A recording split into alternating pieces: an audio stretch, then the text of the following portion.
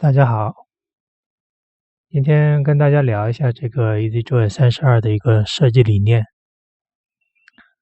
有很多人问我说，为什么这个 EasyJoy 32的设置这么的复杂，对吧？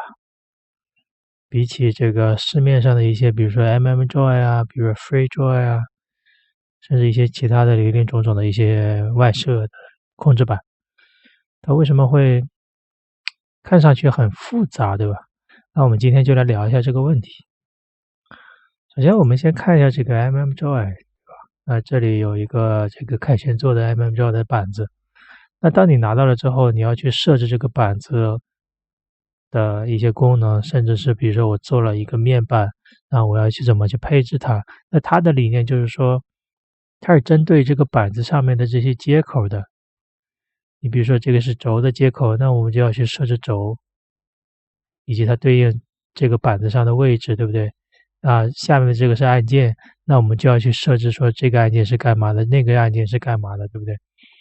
那这个时候就会，那大家思考一下这个问题，就是说我拿到一个板子，我要做一个外设，然后我的设置步骤是什么？第一，我要知道这个，比如说我要接一个按键，那这个按键接到了哪里？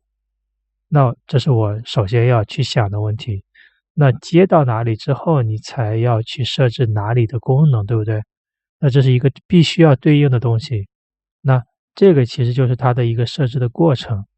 那 EasyJoy 是什么样子呢？就是说，我们 EasyJoy 的概念就是说，我们想要通过一个其实更简单的一个思考方式来去做这件事情，就是你不需要知道哪个对应哪个，你只需要一个最简单的这个知识，就是说，比如说我们接一个编码器，我们只需要把相邻的两个输入接到板子上就可以了，我们不需要知道它在哪儿，你接的是哪一个，对吧？比如说我接一个四项开关，我只要接连续的4个输入就可以了。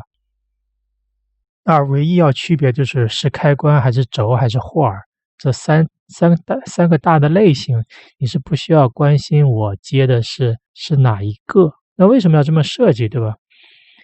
那我们大家设想一下，比如说我们现在做了一个面板，对吧？比如说我做了一个猪肝的左手，那这个时候我要去设置，比如说设置这个钮子开关啊，包括这些按键啊，包括这些轴啊，乱七八糟的鼓狸帽啊，对吧？那问题在于你做好了板子之后，你是看不到这个 PCB 的，也就是说你看不到 EasyJoy 了，因为它在这个里面。你这个时候，那你怎么知道这个钮子开关对应的是哪一个呢？对吧？那你不可能挨个去试，对不对？那这个问题就来了，就是说我们这个时候该如何设置这个功能？那这个时候你就会发现 EasyJoy 和其他的这个控制板的区别就区分开了，因为你不需要知道它接到哪里，你只需要知道它接对了就可以了。你不需要知道它，比如说你左边这个钮子开关它对应的是1号还是2号，你是不需要知道这件事情的。那换句话说，就是说我们的 EasyJoy 是针对到最终用户，就是你这个真正拿到面板的这个人的。比如说我做了一个面板卖给了某一个人，那他会问我说这个东西该怎么设置，对不对？那什么东西对应的是什么东西，我要跟他解释一大堆。但是在 EasyJoy 里面不需要。为什么这么说呢？因为我们只需要说，比如说我要接一个按键，我要接一个钮子开关，我只需要说，比如说我这边接一个按键，对吧？我选中按键，那它的功能是什么？对吧？我们先选择功能，比如说我们拿到实际例子来讲，比如说我就是设置这个钮子开关，2档钮子开关，对吧？那我们这边就选一个2档钮子开关，然后呢，之前的教程也讲了，就是我拨动这个钮子开关的时候，这个地方会闪，对吧？那你就切换到闪的那个位置上 ，OK， 这就设置好了，就是这么简单。你不需要知道说这个板子对应的是哪个这个板子上的这个位置，你是不需要知道的。你不需要知道我接到哪里，因为软件就会告诉你说我接到了哪里，而你需要关心的是我现在面板上到底有哪些功能。比如说有2个钮子开关，有一个3档的，对吧？有一个波段开关，然后再加一个库里帽。那你左边的这个设备列表实际上就是你的面板长什么样子，你的面板长什么样子，你这边就需要加什么东西。而剩下的设置都是统一的，就是说我从哪里来，我去哪里，对吧？包括一些附加功能，就是这样子。